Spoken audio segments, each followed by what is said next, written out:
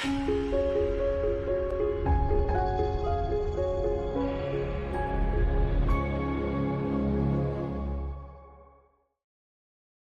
Mike, welcome. Thanks, Jamie. Yeah, it's always exciting to be at Scrum Masters of the Universe. It's one of the greatest and most well-known communities in all of Scrum, right? So it's an honor to be here. I am going to try sharing a screen first, so we'll do that, and then when I rearrange some windows, hopefully I'll be able to see what's going on. All right, there we go. Can everyone see my window there? Yep. Brilliant. Okay. Sweet. So yeah, before I kind of kick into all the content that I've got to share with you today, a couple of things that I always like to say from the beginning, just that help me for anyone that's willing to do that. Number one is I really like to be able to see faces. So if you've got a camera, you're willing to turn it on. I always really appreciate that. I can see obviously a bunch of you already have cameras on, so thank you. But I do occasionally tell really bad jokes, and it helps me to know whether I should reuse them or not when I can see the fact that no one is smiling. So that's always great. The second thing is I like to know what you're all thinking. So there will be a section hopefully at the end for questions, but if you've got any thoughts or questions as we go through, please just throw them in the chat. They can be, really specific questions about the stuff that I'm talking about, or you can just throw your general thoughts in there because I can keep an eye on that, kind of get a sense of what you're all thinking. And again, that just kind of helps me when we're in a digital format to kind of get a sense of how things are flowing. But other than that, I hope that you'll enjoy what I'm here to talk about, and I'll probably just jump straight into it because, as you can probably see on the screen, I'm here to talk a little bit about dysfunction mapping. So I've been working in tech for over a decade now. Most of that time, I've been an Agile coach or a Scrum Master, and as a result, I kind of spend a lot of time thinking about how people work together in, solving complex problems. And the whole Agile movement just generally has always really spoken to me. So, at least in principle, I'm a big proponent of this idea of, working small, releasing often, seeking feedback, and where else would I end up other than in the Agile movement, right? Um, Personally, I've helped dozens of teams move towards that kind of incremental delivery to improve their feedback loops. And it has not always been easy, but generally, I've found that I tend to be quite successful. I've helped a lot of teams to improve, which is why it's been really curious to me in the last kind of few months that there's a certain kind of conversation that seems to keep popping up. And I'm just very curious to understand, where this is coming from, what it might mean, what we can learn from it. And that conversation is one you may have already heard of. I wonder if anyone recognizes this. Did you hear the news? Everyone's aware, right? Agile is dead. Um, it's fascinating to me that this keeps coming up lately. I mean, it's kind of always been there. There's always been a lot of people that are maybe a little bit skeptical of Agile, but it is happening a lot recently, right? It's not just me. I mean, granted, I spend more time on LinkedIn than maybe the average person does, but it does seem to be coming up a lot. Um, when I dig into it, I often find that it comes up maybe because someone's trying to sell you their own little alternative to Agile that often sounds suspiciously like Agile, just dumb, right? But it does tell me something. The fact that this conversation is coming up, I think of that as a symptom, which is something I'm going to be talking about a little bit later on. And symptoms, they tell us something. They may not be the root cause, they may not be the thing that we need to solve, but these symptoms give us an idea of something that we might need to spend some time thinking about. And when you start digging into what other symptoms we might be seeing around this kind of agile is dead topic, there's a lot of interesting stuff that pops up. So I went looking into some numbers recently, and I found that demand for Scrum Masters here in the UK, at least, is lower today than it has been since any time since 2011. So the demand for new Scrum Master hiring, in particular. When you consider that, the first official Scrum Guide didn't come out until 2010, the fact that demand is almost as low now as, a year after that, it's interesting, right? So there's definitely been a significant drop there in people's demand for Scrum Masters, at least. And that's not just in terms of the job demand, because you can look at the salaries as well. So here in the UK, the average salary for a Scrum Master, or the median, I should say, has dropped by 10% since this same time last year. And that's quite a massive drop, especially in time of like record inflation, right? So again, there's a really meaningful change in the value proposition that people seem to be ascribing to sort of Scrum-like roles. And again, this is a symptom. We might talk a little bit about why that is, but it certainly is something that we shouldn't just brush under the rug, I think. And when you combine all that stuff with the Agile is dead talk, it's clear to me that something is going on. There is a growing maybe distrust or maybe just skepticism of agility and Agile practitioners. And I certainly want to talk a little bit about what I think might be going on there. But before I do that, I'd just kind of like to get all your ideas. So, why do you think this Agile is dead stuff is happening? Like, why is Agile losing its popularity? Why are we maybe seeing it fail so often? Why might people becoming a little bit more skeptical or unwelcoming of Agile as a concept? So feel free to just throw some stuff in the chat, or if anyone wants to just shout out and share their thoughts, you're more than welcome to. What do we think could be contributing to this?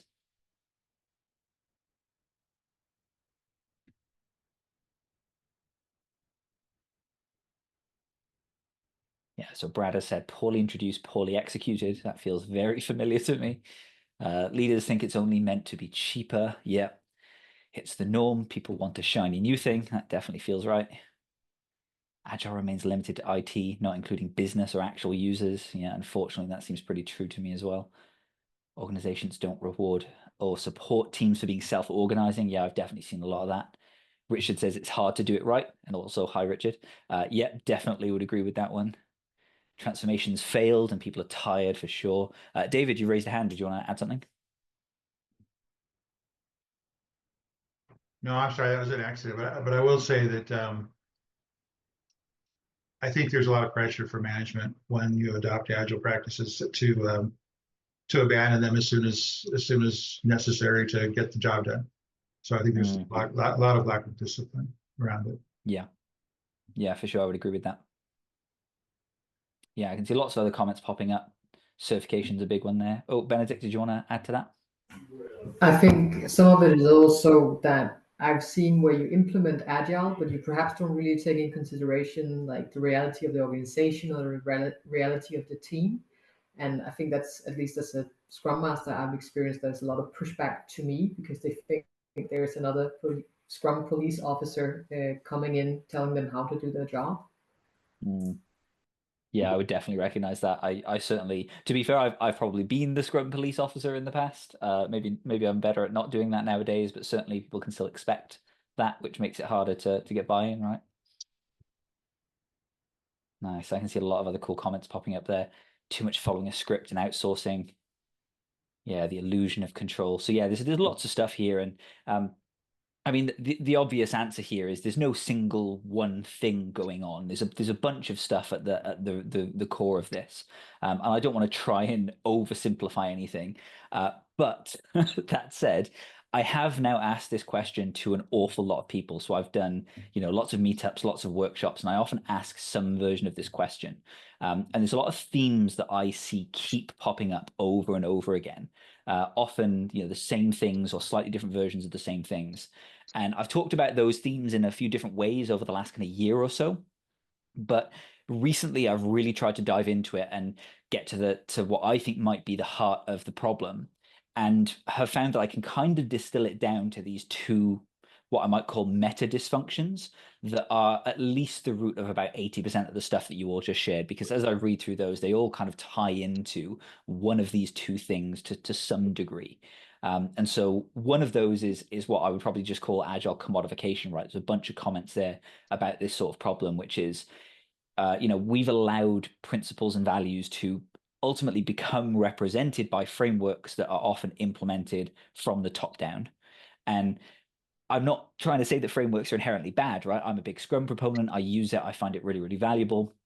But there's no doubt that when there's such a powerful incentive to train people in how to implement a framework, that you then kind of have this desire to convince people that the framework will solve all their problems, and then you get this negative feedback loop, right, that can potentially take us to a lot of those problems that we've just sort of talked about. When I look at some of the data behind this, that really opens my eyes. You look at the Scrum.org certification counts, for example. So there's about 600,000 people worldwide that have a PSM1 certification. So that's the kind of 2-day entry level, here's how Scrum works class. And yet there's only about 1,200 people that have the PSM3 certification, the one that really denotes a deep understanding of applied Scrum. So that's only about 0.1% of the people who get a certification at all that will go up to that highest level. And I'm not trying to say that certifications are the thing that matters here. That's certainly not what I believe. But the distribution of those things, I think, tells us something. It tells us maybe that we are overly focused on creating new entry-level practitioners and not focused enough on cultivating expertise, right? Helping people really, really understand how to apply this stuff and how to make it work in the real world.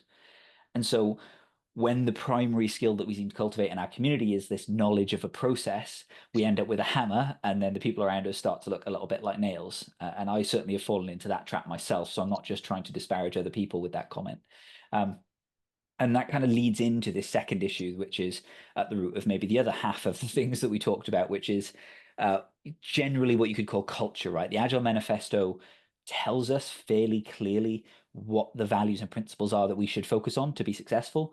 But I've found that leaders and managers often don't reflect on how that impacts their own decisions, their approaches.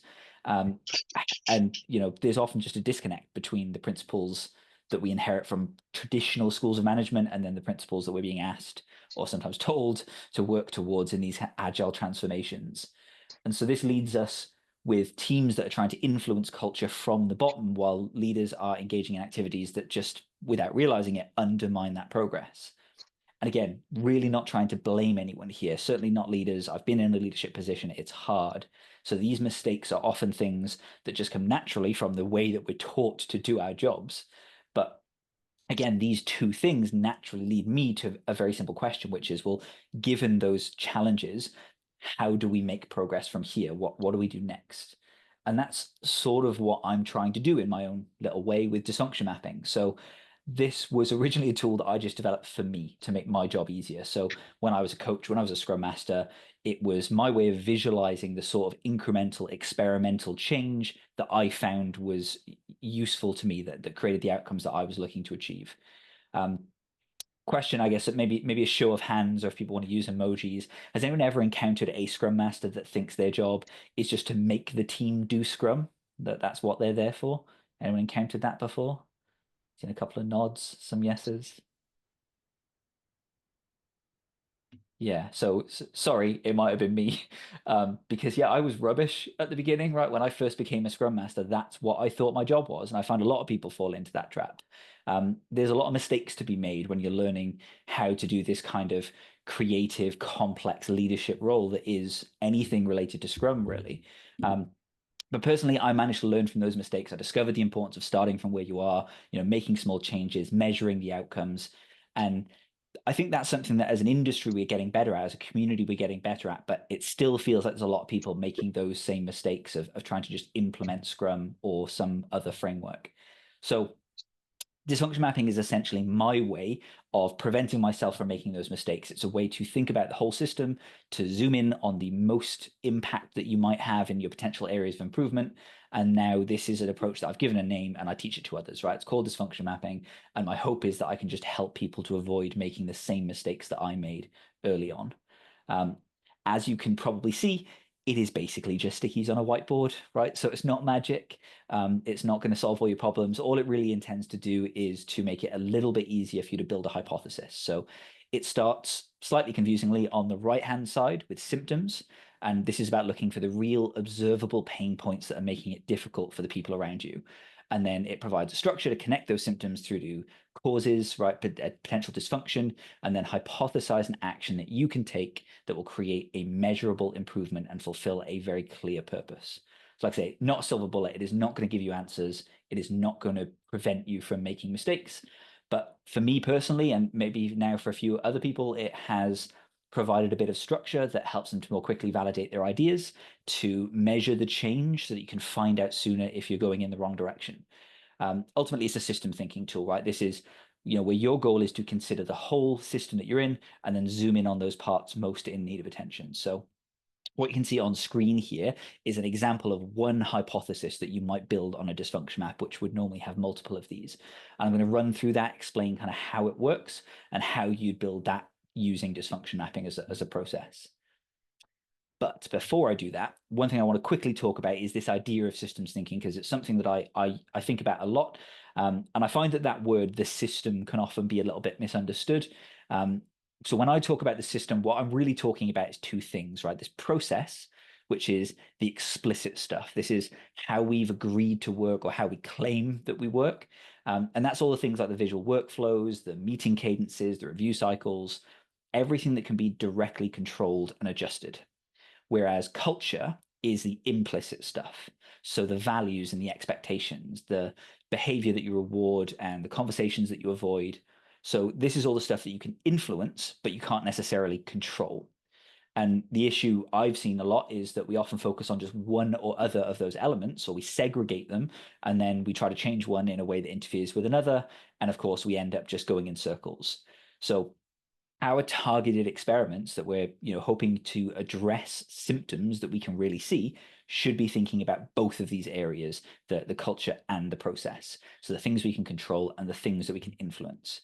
So it's my view that process should be built from the bottom up by the people closest to the work, and then the culture should be led by example through leadership and through deliberate cultivation of values and principles.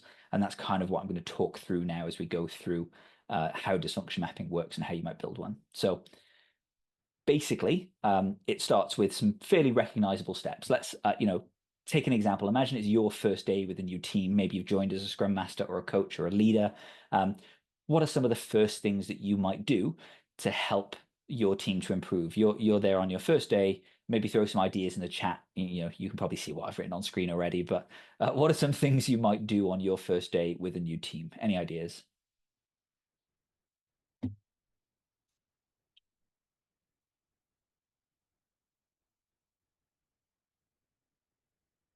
Yeah, observe, talk to people. Love it. Observe first, yeah. Ask questions, nice. Curious and humble, love it. Yeah, identifying how willing and able they are to contribute their own opinions. Yeah, like how psychologically safe are we? That's a big one for sure. Shut your mouth and go where the team is. Yeah, so feel free to keep adding stuff. Like we don't need to spend a lot on this because sort of the reason I have this question here is just to reiterate what you already know, which is it's what you do today already, right? It's observe, it's listen, it's Gemba. It's not implement safe, right? It's not day one, make everything work like the textbook, which, that's a bit of an extreme example, but I certainly have made that mistake. And I still see a lot of people making a mistake like it, which is the first thing you do is identify where the team's not doing what the textbook says and then trying to fix that. Whereas I think a lot of us have probably learned the hard way that that's not a great idea. You're not going to build trust by just swanning in and telling people how they should do their work.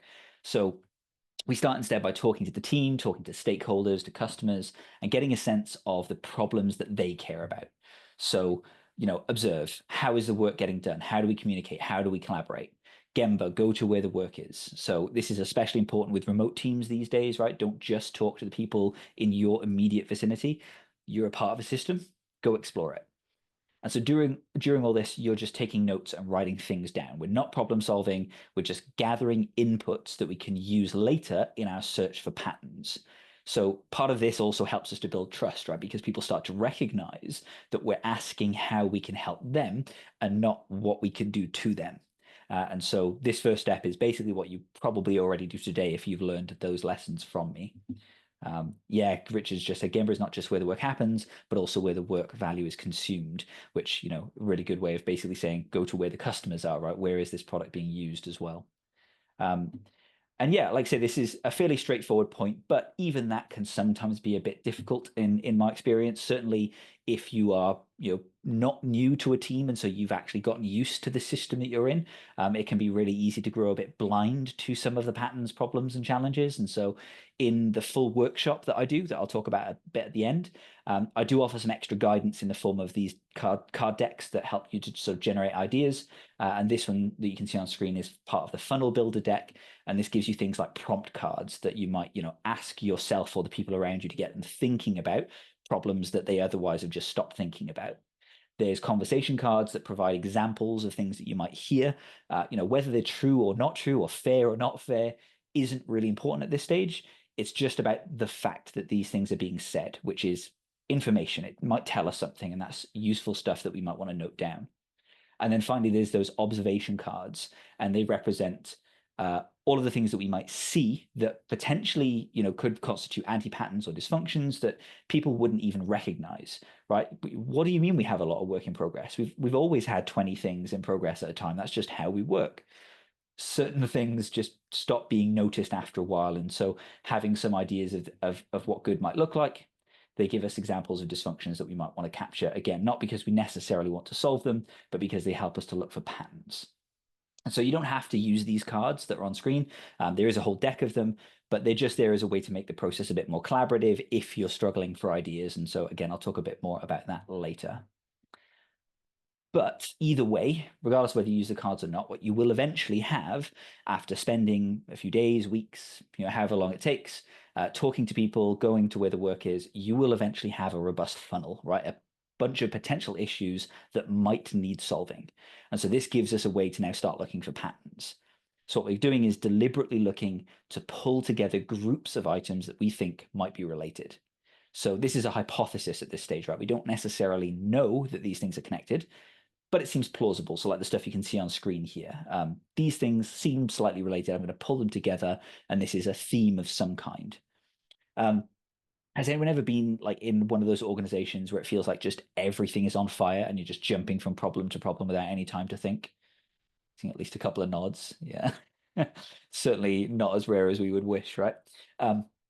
So that's a sort of firefighting culture that, in my experience, comes from constantly chasing individual symptoms. It's a really reactive approach, and that naturally means that we never solve the underlying problems, right? So what we want is to be proactive.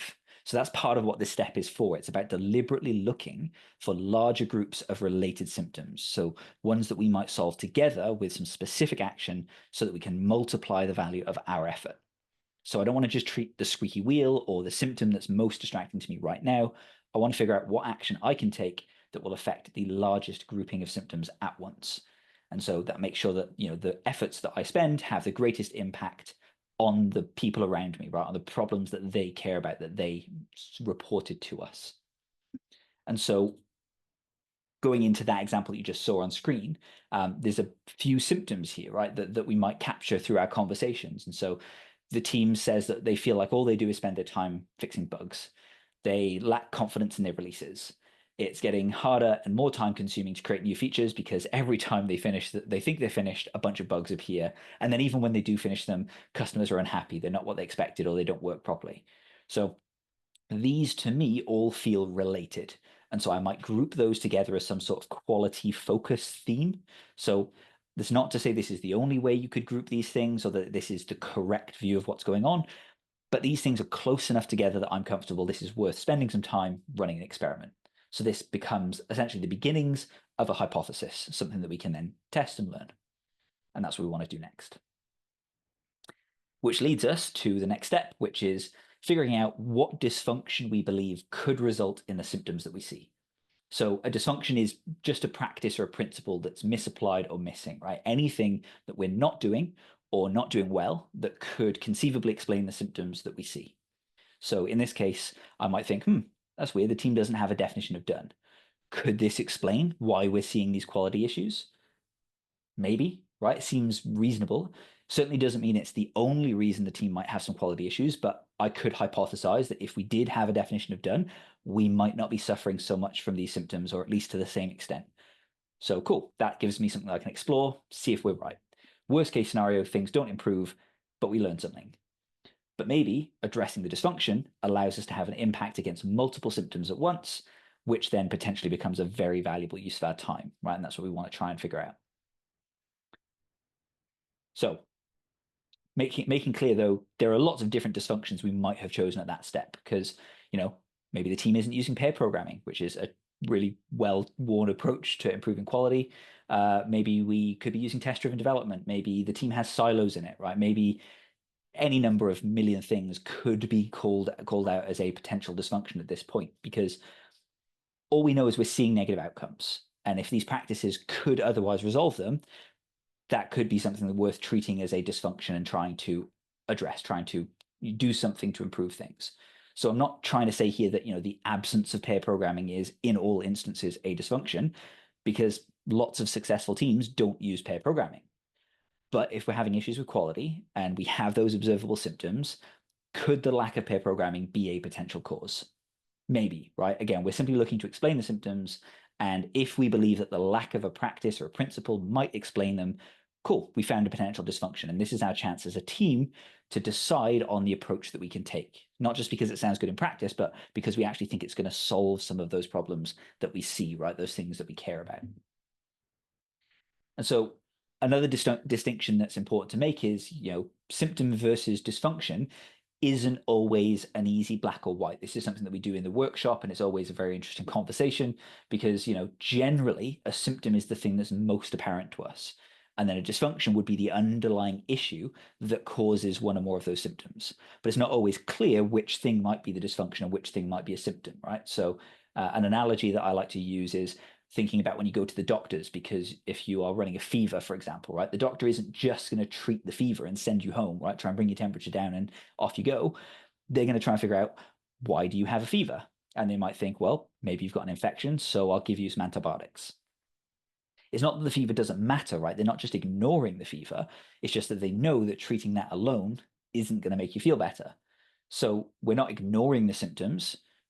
We still want to pay attention to them because, for example, if I take those antibiotics and the fever doesn't go away, that tells us something.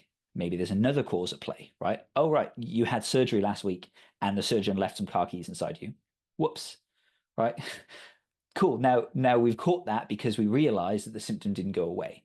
And that's basically what we're just trying to think through here with our dysfunction map, right? We could explain the symptoms in any number of ways, but what we're looking for is, if we treat the symptom by treating this thing as a dysfunction, do the symptoms go away? And then if they do, great. And if not, we've learned something. And we can test, we can take action, and then we can observe those symptoms. And yet, as Iris has just said, it's root cause analysis, right? This is just root cause analysis with some extra stuff around it. And that's the stuff we're going to talk about right now. So what we're really trying to do next, though, is what I would say is the most important step of dysfunction mapping, which is understanding purpose. Because well, I guess here's a question for you. Has anyone ever heard a leader or a coach say, well, you need to do this because the Scrum Guide says so, or because Dave, the manager, says so, right? We just have to do it because it's written somewhere. Has anyone experienced that? At least a couple of smiles, a couple of thumbs up. Yeah. I'm glad it's not just me. And yeah, to be honest, I might have said that at some point in the past as well, because again, it's an easy mistake to make, really, when you think about it. Like, best practice is a term that we throw around a lot. And it sometimes leads us to believe that, well, because something worked elsewhere, we should just copy it. And it turns out, though, that saying, well, we should have a definition of done because Scrum says so, or because the Scrum Master says so, not a good idea. People are not going to understand why. We're not going to get value from it, and it's not going to stick. So instead, what we need to do is ask the question, why? Right? So if we're thinking about a definition of done, we should be asking a question, what is the purpose of a definition of done? What do we gain by resolving that dysfunction? What's the value of whatever the changes we're trying to create? And this prevents us from just trying to solve the dysfunction, which, we might not have even correctly identified, but actually keep us focused on the outcome. Why do we care about this concept? And then what we do is discuss this as a team, find our agreement, and then capture this as a purpose statement. So that's what you can kind of see on screen there. There's two examples on the yellow stickies. So this is sort of like a user story in the sense that it's a placeholder for a conversation, right? It reminds us of a shared understanding that we've built together, and then it allows us to realign and make decisions as we move forward. So you might capture a couple, right? The first one there might be the way that we agree as a team that we're going to frame this because it's useful for us. Whereas that second one might be how we talk to leaders and management about it because that's something that they care about. And all that matters is, do they unite us towards a shared purpose? Do they help us to pull in the same direction? And if it does, great. That's a good purpose statement that we can then keep coming back to when we're trying to reflect on why we're doing the things that we're doing and why it might be becoming hard.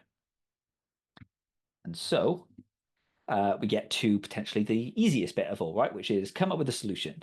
What are we going to do to make a change in the right direction? What is the specific action that I'm going to take? I know, let's just introduce a completely new operating model with 23 policies, a working group, 5 new hires, and then implement our 3-year change plan, right?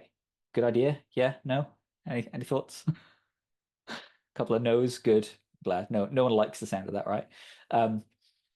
I know I'm obviously being a bit, or trying to be a bit funny, but I'm probably not the only person that gets slight PTSD style flashbacks from that idea, because I've been through that more than once, unfortunately.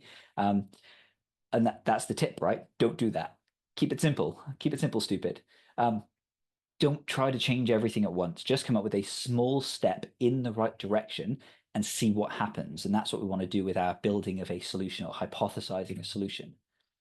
And this is the key step in our hypothesis, right? Because we just want to take something small that we can do that moves us in the right direction. And importantly, the right direction is not just implement a definition of done. It's not just solve the dysfunction that we identified. It's a step towards that purpose. That's why we identified it, right? We've got a direction, we've got an outcome we're aiming for, improvement of quality. Cool, that's something we care about. So what's some stuff we can do that will really move us towards maintaining standards and improving quality on our product? So the answer to that may well be implement a definition of done, or the team might come up with a specific thing they're going to do, like a workshop or a working group to create a definition of done, or they might come up with a completely different way to meet that purpose. And that's great too. As long as we keep them small, we can try things and see what works. And so we might play a game or have a workshop, or even just send people a video so they can get some different thinking started.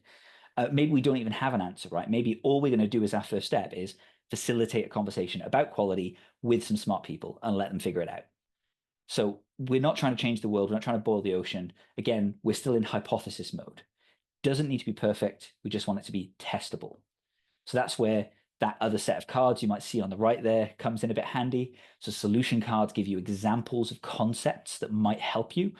You'd be amazed at how quickly I've seen people come up with ideas when these cards are drawn at random versus trying to come up with potentially what they feel should be a perfect idea from scratch. You can just draw a card. Oh, it says transparency. Could I make the problem transparent to prompt a discussion? Could I use some visual data? Oh, what about the facilitator card? Maybe I can get some smart people together and crowdsource the solution. Oh, cross-team collaboration. Of course, Team Ignis over there, they've already been through this problem. Maybe they can share some insights with us. And all you get is some potential experiments, right? Some things that you can rapidly try, or at least, put in an order and try one after the other if you need to see if any of them make a difference in the right direction. Do they help us to move towards that purpose? And that's all we're trying to do, make this simple. And so in order for us to test an experiment, right, we need to be able to measure something. We need to be able to see if our hypothesis is correct. And this leads us naturally to what might be the most contentious topic in the entire Agile world, which is, what do we measure? Story points delivered, right? Is that what we measure? That's how we know we're winning, right? No? Good. I'm not a massive fan of story points. I've seen teams get value from them. I'm not going to sit here and say they're terrible, but they're certainly not what I would call the primary measure of success, right? Maybe you'd call that working software. This is clearly a topic that we could argue about forever, almost certainly because when a measure becomes a target, it ceases to become a good measure, as Goodhart would say. We've probably all been burned by measures being used against us. I worked with the team once that was being hounded by their velocity constantly because their velocity was lower than the other teams around them. So they doubled all their estimates and then immediately stopped being harassed by management.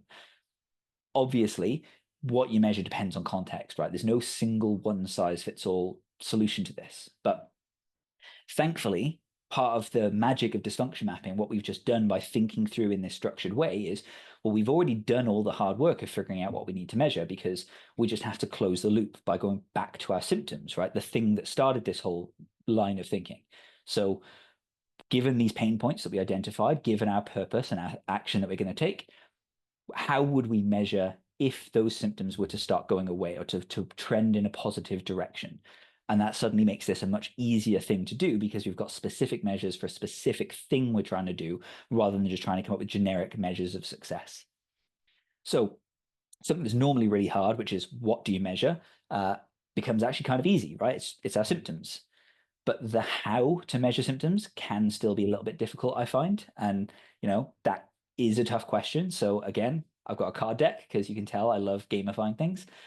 You can draw cards at random, and you might get some things like hard measures like cycle time, which is a really cool measure to have for lots of reasons.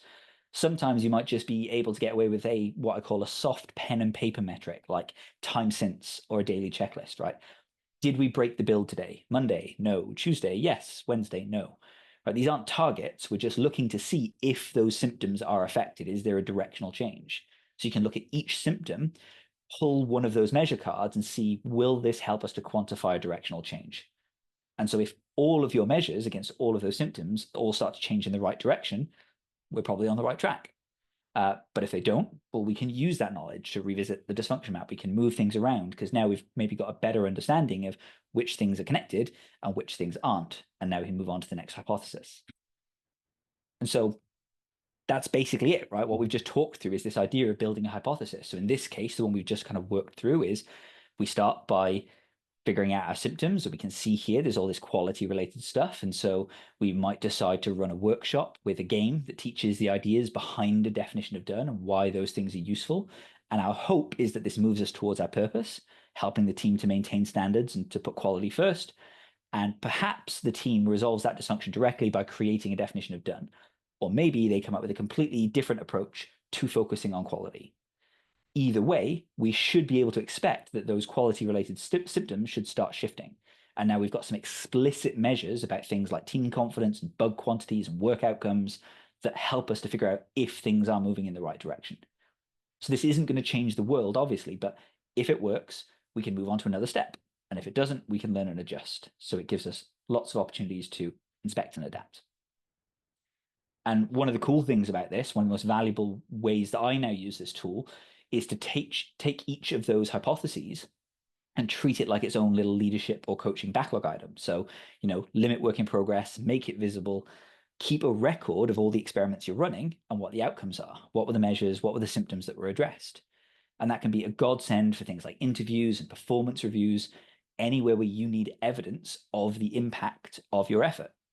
Because each individual measure on its own is not really a metric of success, but the aggregate of measurable change that leads to symptoms going away is something concrete that makes demonstrating your value much, much easier. So the team cared about those quality issues, they were stressed about releases, customers were unhappy with features. Here's what we did, here's how we helped resolve the problem, and here's how we measured the change. That is a significant step up from some of the stories that I hear from Scrum Masters and Agile coaches about how they measure their value. So maybe it's valuable to you. So that's the high level of dysfunction mapping. Something I just want to revisit, though, that we talked about at the beginning. Maybe a show of hands, show me an emoji. Who here has been through one of those big org transformations where we kind of do a big top-down change, we implement a framework, we implement a new operating model? Anyone been through one of those? Yeah, a few things.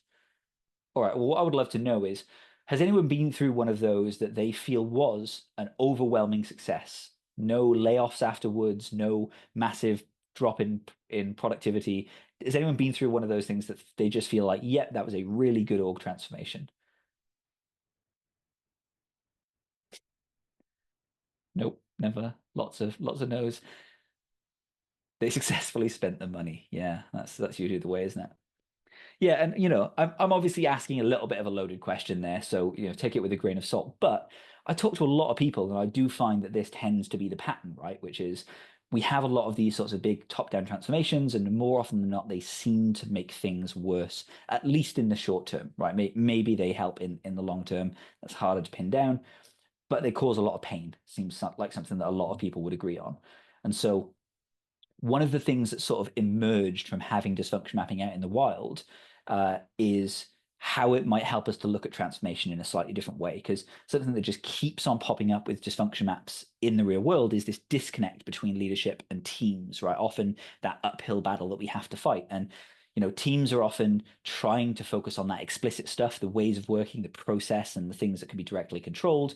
But then actually, leaders think that that's their role. And so we implement this giant top-down process and try and tell people how to work, and things get worse. And in the middle of all that, we often find that the implicit stuff, so the culture, the values, the principles, is also getting in the way of us making the changes and improvements that we need to make. So, imagine that team that we just talked about in that other example that is trying to run an experiment on using a definition of done to increase their focus on quality. Well, what happens if the implicit culture of that organization is we only care about shipping features more than we care about quality, right? What if the unwritten rules tell us that we'll be in trouble if we delay features in order to adhere to a definition of done?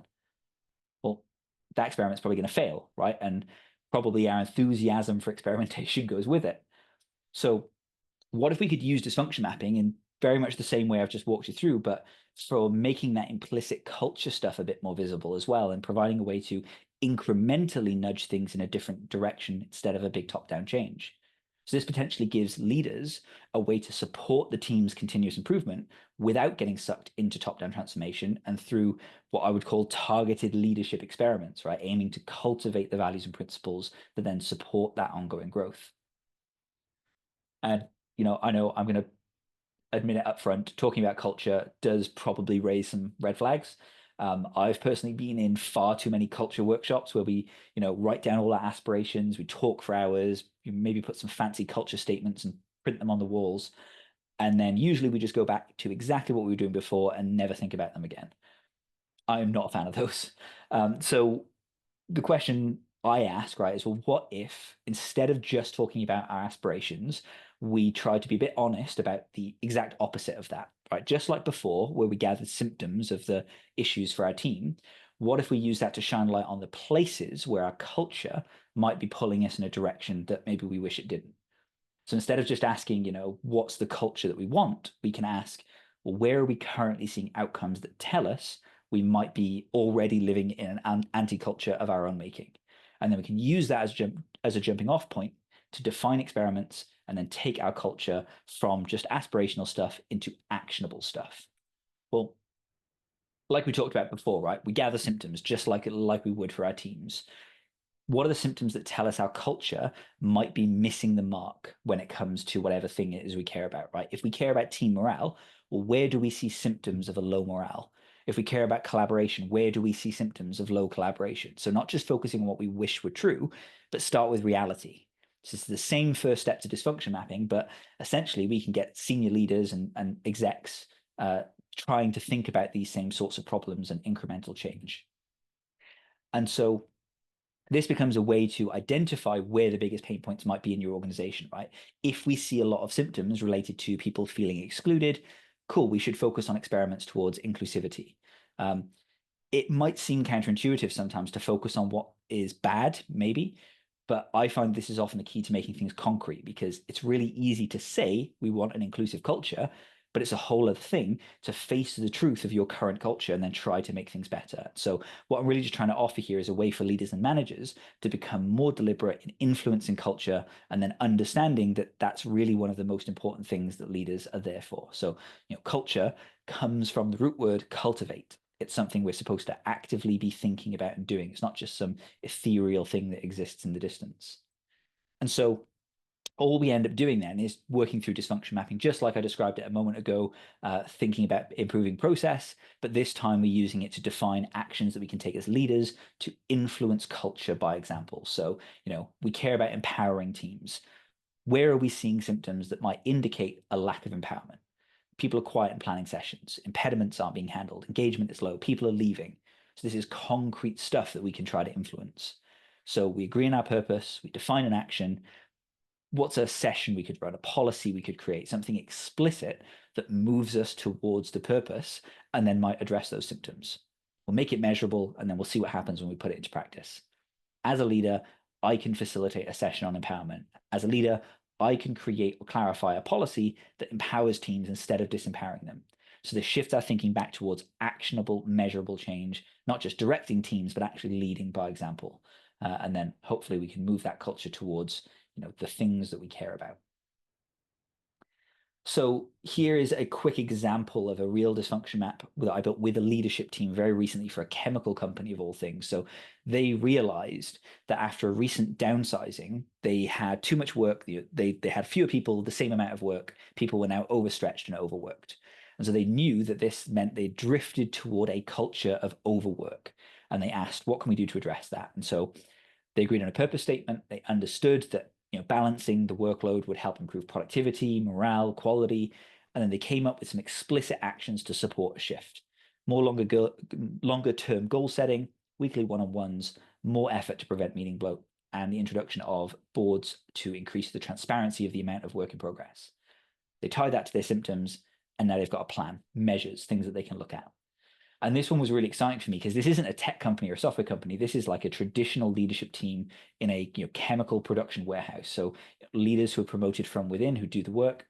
And by using this approach, they were able to come up with some experiments that aim to deliberately foster a culture of mental health and balance. And Richard, I can see you've raised a hand there. Hey, Michael, this is cool. Can you tell me about how long it took to put this together, roughly? Yeah, so this was a one-day workshop. So this was the workshop that I usually run that I'll talk about a bit at the end. So just under 8 hours, essentially. And I will talk a little bit more about the workshop shortly. Cool. So that's basically it, right? Like what I've just walked through is how dysfunction mapping can be used in these two different ways. So you can experimentally build better ways of working, incrementally improve org culture. Regardless of the way that you're using it, what we're trying to do is essentially the same common thread, right? It's a sort of looped process. It's not intended to be linear, so we linearize the visual to help us with forming that hypothesis. But what we're really doing is working through a series of loops. We might go back and forward as we explore the system, and each time we learn a little something, we make adjustments. And then the other thing is there's no right or wrong answer. So just because we can connect the dots in a particular way, that doesn't mean it's the right way. So that image you can see there on the right, that's how we might look at a system and connect different elements, but we could just as easily have connected things in a completely different way and still get a positive outcome, right? That's the nature of complex systems. So we don't need to try to get it right first time.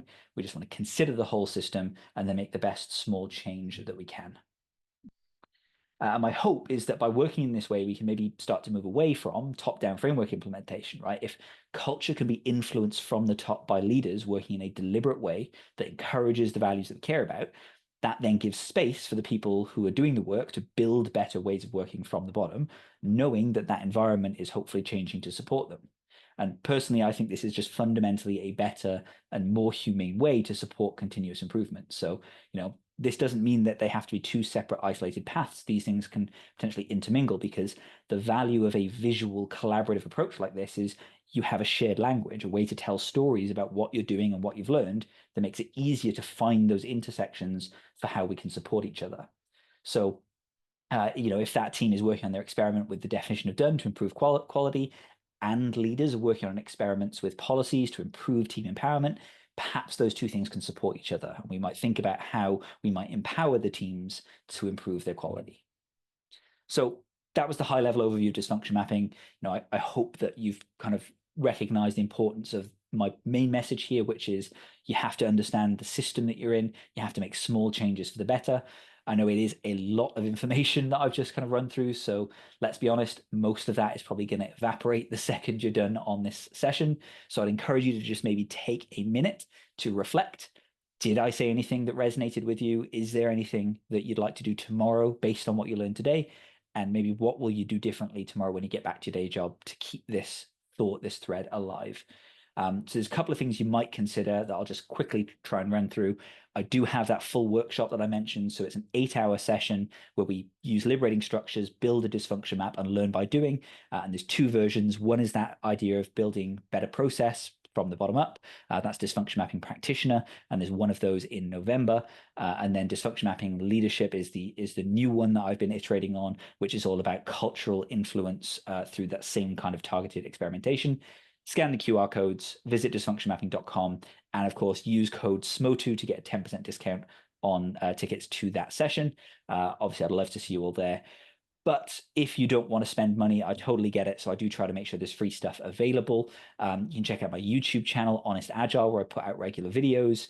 You can find me on Medium, where I write articles about Agile practice. And then finally, there is a series of Miro templates, including a complete dysfunction mapping workshop template, which includes digital copies of all those cards that I mentioned throughout that you can get free of charge. And if you want to give that a go, I've got a bit of a deal for you because I've just started using Talkadot to get feedback when I do these talks, and I would love to know what you thought about today's session, what you liked, what I can improve, and in particular, scan the QR code, use code dysfunction, and when you go through and leave some feedback, you will get an email to that Miro template that I mentioned straight to your inbox, as like a thank you for providing the feedback. So that's a shortcut. You can also probably Google it and find it if you don't want to do that, but obviously the feedback I would appreciate. So I'm going to leave that on screen while I quickly wrap up.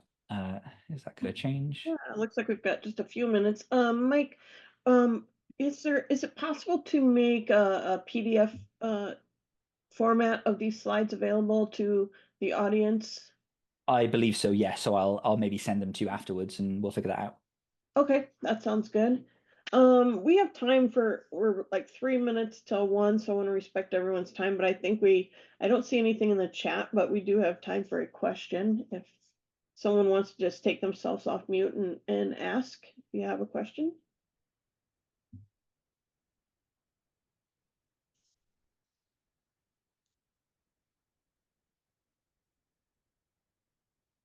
Crickets. What's your favorite AC/DC song, Mike? There's the question. Not necessarily the sort of metal that I listen to the most, but I do like Thunderstruck. Thunderstruck is a tune. So nice. Oh, Benedict has her hand up here. Go ahead, Benedict. I can imagine, Michael, is more we're in some black or some deaf, probably, judging from the front and the back.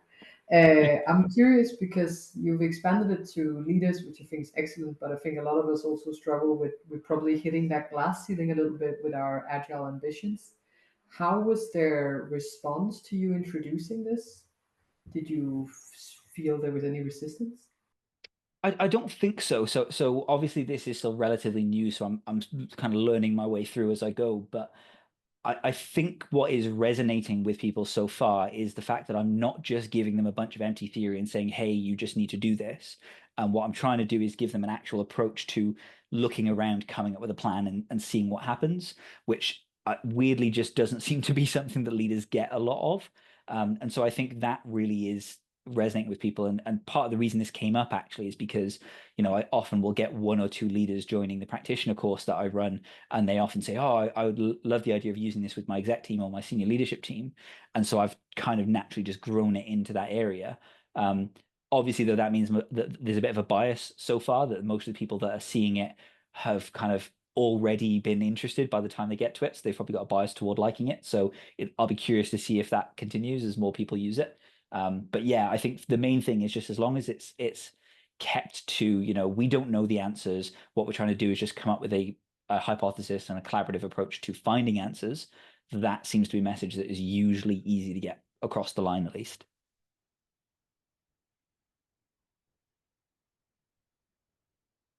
Any other questions?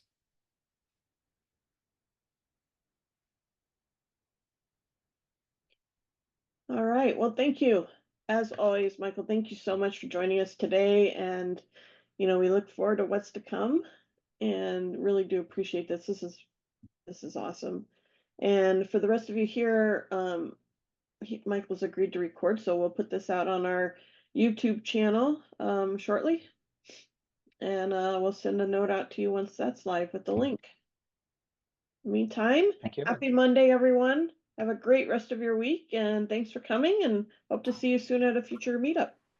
Appreciate you all. Thanks, everyone. Thanks, everyone. Thanks very much.